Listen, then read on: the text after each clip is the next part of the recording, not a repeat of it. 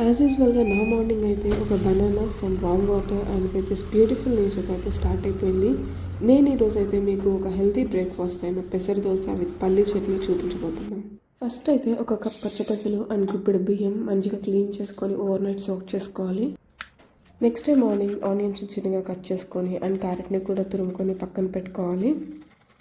తర్వాత గ్రైండ్ చేసుకున్న పిండిలో సాల్ట్ వేసుకొని మంచిగా దోస బ్యాటర్ కన్సిస్టెన్సీ వచ్చేలాగా వాటర్ని యాడ్ చేసుకోవాలి.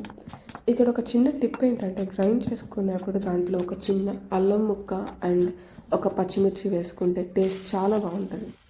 పెనం హీట్ అవ్వగానే దోస వేసుకొని మీకు నచ్చినంత ఆనియన్స్, క్యారెట్స్ అండ్ కొంచెం ఆయిల్ వేసుకోండి.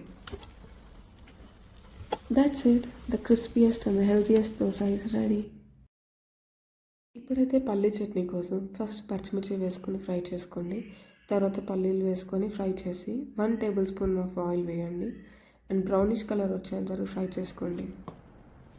ఇక్కడైతే ముందే నానబెట్టుకున్న చింతపండు, సాల్ట్, కరివేపాకు అండ్ కొంచెం జీలకర్ర, 2 వెల్లుల్లి రెబ్బలు వేసుకొని మిక్సీ పట్టుకోండి. పెసర దోస, పల్లీ చట్నీ అండ్ కరివేపాకు ధనియాల కారం కాంబినేషన్ చాలా బాగుంటుంది. ట్రై చేయండి.